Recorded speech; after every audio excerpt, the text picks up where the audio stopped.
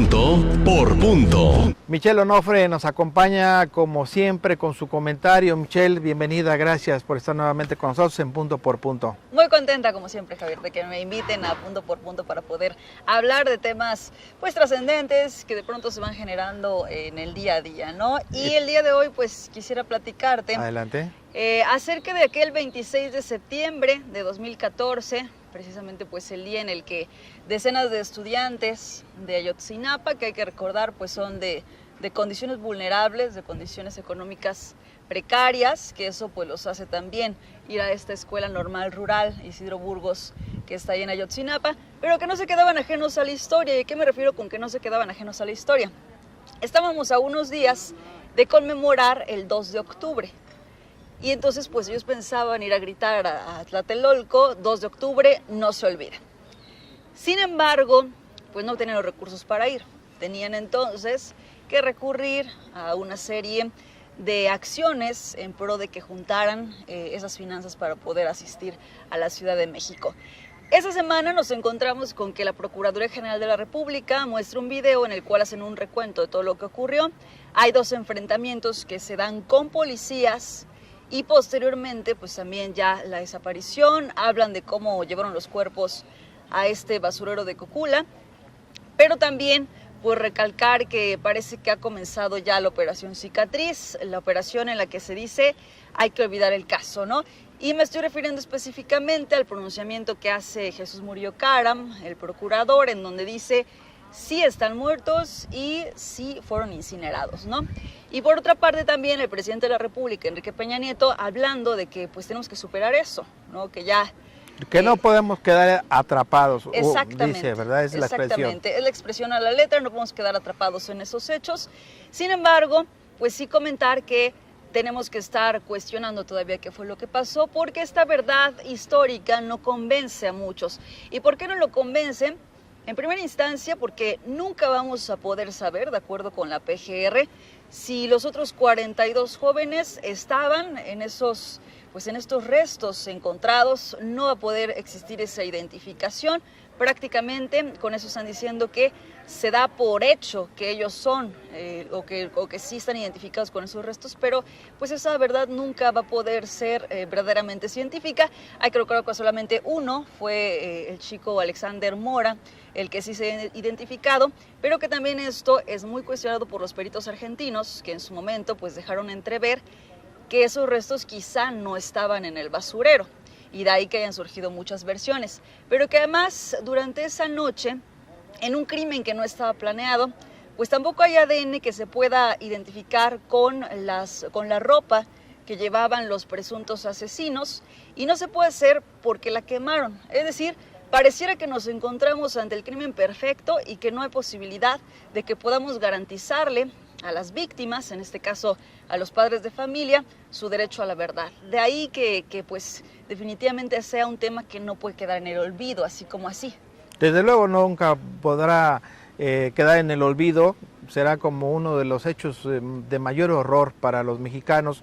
La verdad es que lo hemos dicho siempre, Michelle, estos muchachos por cualquier actividad que estuvieran realizando o que pudieran estar involucrados, no lo sabemos, no lo podemos afirmar, pues no merecían esta muerte de esa forma. Si es que ocurrió la muerte, como dice la Procuraduría, está comprobado científicamente, con versiones, con peritajes, con diversas actuaciones, está comprobado que fueron muertos, fueron secuestrados, detenidos, secuestrados, ejecutados, incinerados y tirados al río. No lo podremos saber y no podemos estar de acuerdo con que esto se haya llevado a cabo en esa forma, en esas condiciones, con este salvajismo, ¿no? Qué bueno que mencionas esa parte, porque muchos de pronto dicen, es que los jóvenes de Ayotzinapa son constantemente revoltosos y van a manifestaciones y cometen incluso delitos.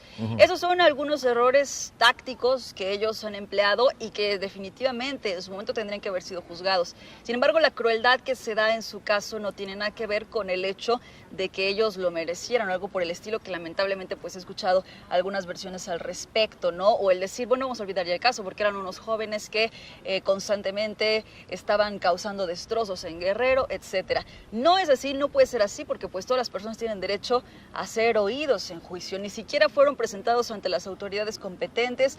Entonces hay una serie de violaciones de derechos humanos y que hay que además decir que no es el único caso.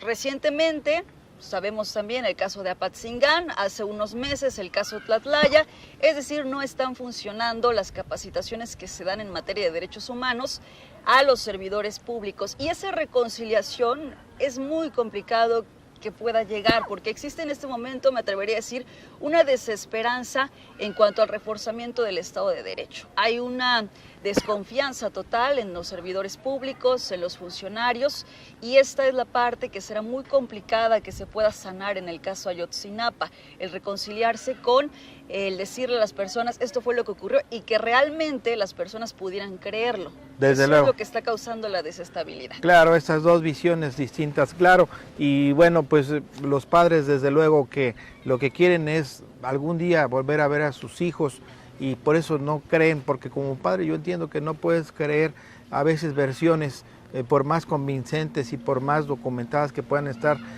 no puedes dar por hecho que no los volverás a ver, que no sabes ni siquiera dónde quedaron o cómo quedaron, y lo único es que yo diría, desde luego es tu espacio de tu opinión, yo diría que muchos grupos que se dedican a quemar oficinas con esta bandera equivocada, a tomar casetas, a causar daños a terceros, pues no tienen nada que ver con una lucha, con una verdad que se está buscando, con una justicia a la que se debe de llegar.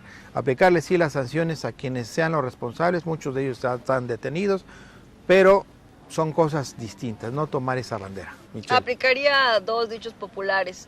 A río revuelto, ganancia de pescadores, Sí. dicen, ¿no? Y de pronto hay algunos que están utilizando así la bandera, pero también diría que no podemos dejar de lado el tema porque también consideraría oportuno decir que dice esta multicitada frase, aquel que no conoce su historia está condenado a repetirla. Y más aún, diría como conclusión, Javier, que me parece muy atinado el pronunciamiento que hizo el rector de la UNAM, José Narro Robles, en el sentido, a la letra mencionando que no podemos, nadie en su sano juicio puede quedar ajeno a lo ocurrido a los jóvenes de Ayotzinapa. Así es, Michelle, pues muchas gracias por tu comentario. Como siempre, el análisis de los temas más relevantes de nuestro país y del mundo. Gracias, Gracias Michelle. por la invitación. Punto por punto.